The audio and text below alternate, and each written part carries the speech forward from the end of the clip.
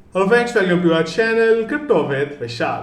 आज की वीडियो में गाइस बात करेंगे, इंपॉर्टेंट डे है, इंपॉर्टेंट इवेंट है। आज क्या इवेंट है वो ज़्यादातर लोग जानते ही होंगे क्या है, उसके बारे में बात करेंगे, कब होने वाला है वो इवेंट। और उसके साथ साथ माइक्रो स्ट्रेटेजी का बड़ा अपडेट है। अगर वो होता है तो एक और क्रैश हमें क्रिप्टो मार्केट में देखने को मिल सकता है। इसके अलावा कुछ और इंपॉर्टेंट न्यूज़ अपडेट है, पेपर ट्रेंडिंग चल ही रहा है तो उसके बारे में भी कुछ अपडेट है जिसके बारे में आज की वीडियो में बात हम लोग करने वाले हैं। सबसे पहले न्यूज़ अपडेट्स, उसके बाद हम लोग आते हैं बिटकॉइन के चार्ट की तरफ। तो बड़ा अपडेट जो है वो निकल के आया है यहाँ पे माइक्रो स्ट्रेटेजी का, और बात ये हो रही है कि माइक्रो स्ट्रेटेजी फिर से बिटकॉइन को सेल आउट कर सकता है। लास्ट टाइम हम लोगों ने देखा था दिसंबर 2022 में, जब माइक्रो स्ट्रेटेजी ने फर्स्ट टाइम हिस्ट्री में अपनी जो होल्डिंग है वहां से बिटकॉइन को निकाला था। और अब फिर बात हो रही है कि उसको काफ़ी सारे डेटा जो क्लियर करने हैं, उसके लिए वो बिटकॉइन को सेल आउट कर सकता है। अगर ऐसा होता है, और इस बार चांसेस ये भी हैं कि शायद थोड़े बड़े नंबर में वो बिटकॉइन निकाले, अगर ये होगा तो एक क्रैश आपको डेफिनेटली वो टाइम पे देखने को मिलेगा। मैं ऑलरेडी ट्रैक भी कर रहा था, अभी तक कोई एक्टिविटी नहीं हुई है। लास्ट एक्टिविटी है माइक्रो स्ट्रेटेजी की 4 अप्रैल की, जहाँ पे उन्होंने बिटकॉइन जो थे वो टाइम पे बाई करे थे। उसके अलावा फिलहाल अभी तक कोई एक्टिविटी नहीं हुई है। 22 दिसंबर को इन्होंने 704 बिटकॉइन जो थे यहाँ पे सेल आउट करे थे। तो थोड़ा सा संभल के इस चीज़ से रहेगा। जब भी ये अपडेट आएगा, अगर ये होता है तो मार्केट में एक क्रैश हमें निश्चित तौर पे वो देखने को मिलेगा। अगला बड़ा अपडेट आया कल इवनिंग में, जिसके बाद एक बिटकॉइन के प्राइस पे थोड़ा सा राइज भी आया। वो आया कॉइन बेस की तरफ से। कॉइन बेस ने जो अपना इंटरनेशनल एक्सचेंज यहाँ पे लॉन्च कर दिया है, और पूरी तैयारी में है कॉइन बेस अब यूएस से बाहर निकलने के लिए। कॉइन बेस के सीईओ ने पहले भी बोला था कि जिस तरीके से यूएस में रेगुलेशन का सीन चल रहा है, अगर ज़रूरत पड़ी तो हम लोग यूएस को छोड़ भी सकते हैं। तो शायद इसी चीज़ में उन्होंने फाइनली कदम जो है अपने बढ़ा लिए हैं, और धीरे धीरे ये यूएस से मुझे लगता है निकल जाएगा। हमने एक वीडियो में भी बात करी थी कि और कौन कौन सी कंट्री हैं जहाँ पे कॉइनबेस जाने के बारे में सोच सकता है।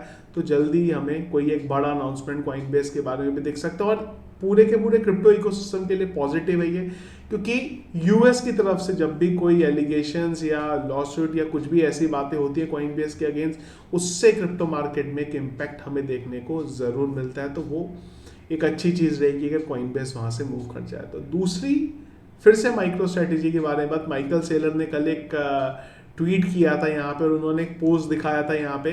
जो फर्स्ट रिपब्लिक बैंक है उसके बाहर एक वैन खड़ी थी जिस पे लिखा हुआ था बी योर ओन बैंक, मतलब बिटकॉइन। यहाँ पे बात ये हो रही है कि बिटकॉइन को आप बाय करो और अपने खुद बैंक बन जाओ। यहाँ पे इंटरेस्टिंग है कि फर्स्ट रिपब्लिक के बाहर ये वैन यहाँ पे खड़ी है। तो एक और चीज़ दिखा रही है ये फाइनेंशियल इकोसिस्टम के लिए, किस तरीके से चीज़ें क्रैश होती रहती हैं अक्सर बैंकिंग सिस्टम में, और किस तरीके से बिटकॉइन उन सब चीज़ों को जो है दूर कर सकता है।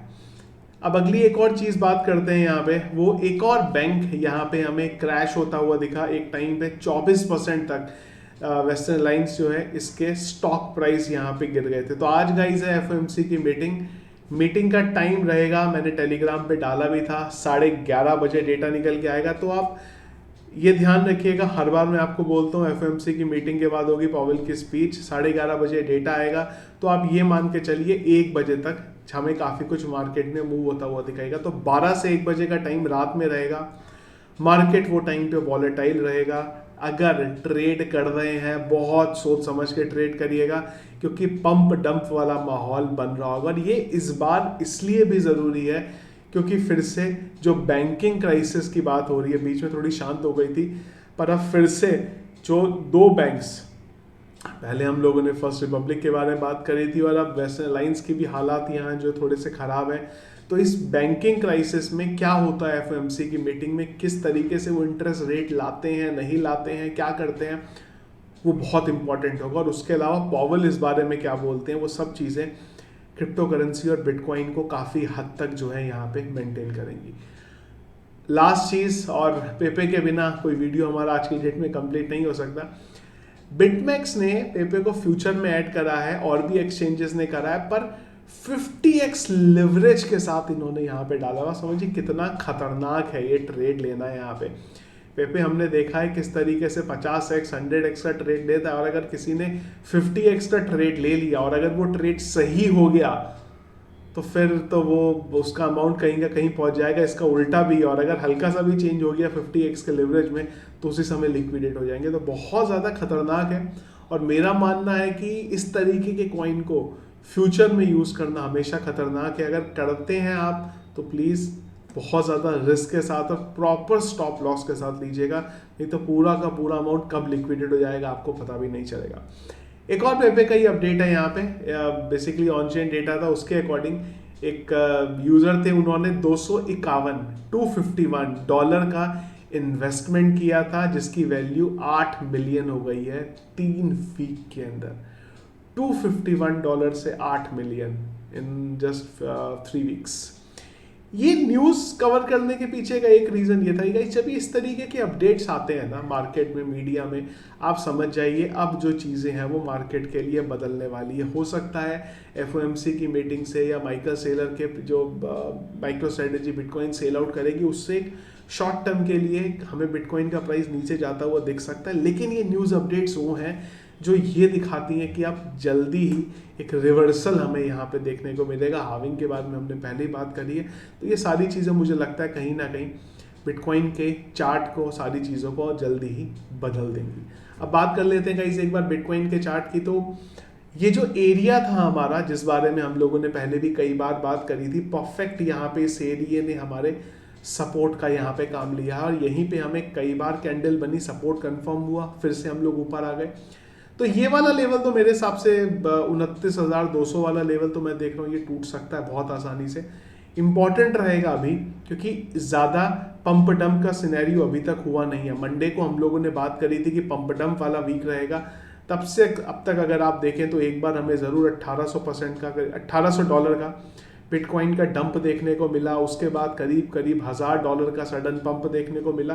तो मैं अभी जो रेंज है वो देख रहा हूँ करीब 30,000 से लेके हमारा करीब 27,200 के बीच का एरिया मुझे लग रहा है, जो अभी रात तक हमारे इस एरिया में बिटकॉइन मूव जो है कर सकता है। पर इम्पॉर्टेंट रहेगा एक बार एफओएमसी का मीटिंग होना, क्या डेटा निकल के आता है वहाँ पे, और ध्यान रखिएगा वहाँ से सडन मूवमेंट होते हैं, पर उसके बाद थोड़ा टाइम लगता है। मॉर्निंग तक कल कैंडल्स किस तरीके से बनेंगी, कितना उसका इम्पैक्ट होगा वो हमें देखने को मिलेगा। अगर फ्यूचर ट्रेड ले रहे हैं बहुत सोच समझ के वहाँ पे लीजिएगा।